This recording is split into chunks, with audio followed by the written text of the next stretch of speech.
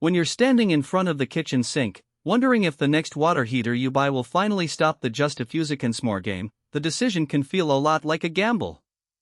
You've probably heard the hype about endless hot water and seen the big numbers 180,002, 8.3 GPM promised on the box, but the real question is whether those specs translate into everyday peace of mind, or whether you'll end up with a system that looks impressive on paper and underperforms in your home. Link is in the description if you want to check the product details on Amazon. In this review I'll walk through the practical side of the Noritz NR83DVCNG, from the moment you pull it out of the box to the point where you're actually taking a shower, so you can decide if it's the right fit for your water usage, your gas line, and your budget. First off, let's talk about the core promise: endless hot water. The unit is a concentric vent, indoor-rated, natural gas tankless heater, which means it draws gas directly from your home's line, heats water on demand, and exhausts the combustion gases through a vent that runs through the wall or roof. The concentric part refers to the vent design, basically a pipe within a pipe, so the exhaust and intake share the same pathway. That setup is great for tight indoor spaces because you don't need a separate vent pipe sticking out of the side of the house. In real-world terms, if you have a modestly sized utility room or a garage with enough clearance for the unit and its vent, you can install it without carving out a new chimney.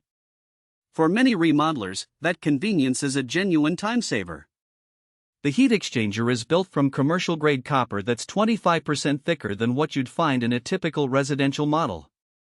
Copper is already a good conductor, so the extra thickness gives it a bit more durability against the kind of mineral buildup that can creep into water heaters in hard water areas. In practice, homeowners who have lived with copper exchangers report fewer descaling headaches over the years, especially if they already use a water softener. So if you're in a region where the water is on the harder side, that extra copper could mean a longer interval between maintenance visits. Now, let's look at the flow numbers. 8.3 gallons per minute sounds solid, but it's a conditional figure. The rating assumes a 3-degree temperature rise, meaning you're pulling in water that's already at about 60 F and want it at 63 F. Most people aren't using it just to warm a bathtub by a few degrees, they're looking for a full shower, maybe a dishwasher, and possibly a washing machine all at the same time. In those scenarios, the temperature rise needed can jump to 70 F or more, which pushes the effective flow down to somewhere around 5 GPM for a comfortable shower. In a typical 3-person household that showers back-to-back, you'll still get a solid hot water stream, but you may notice a slight dip in temperature if you try to run 2 showers and a dishwasher at once. That's not a deal breaker, but it's something to keep in mind if you're used to a big family, simultaneous use schedule. One feature that's easy to overlook until you're planning a larger renovation is the QC2 Quick Connect cord, which lets you link 2 of these units together. In theory, you can double the capacity, which would comfortably handle multiple showers plus appliances without a noticeable temperature drop. The catch is that you'll need to have 2 gas lines, enough vent clearance, and the electrical wiring to support both units, which can quickly push the installation cost into the high 3,000s.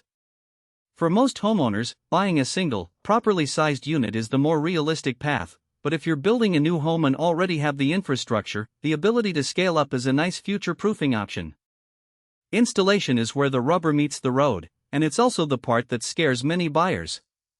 Because this is an indoor natural gas model, you need a vent that meets the local building code for concentric venting, a gas line that can deliver the required Btuh demand, and an adequate clearance around the unit for service access. The unit itself weighs about 100 pounds, so you'll likely need at least 2 people to lift it into place.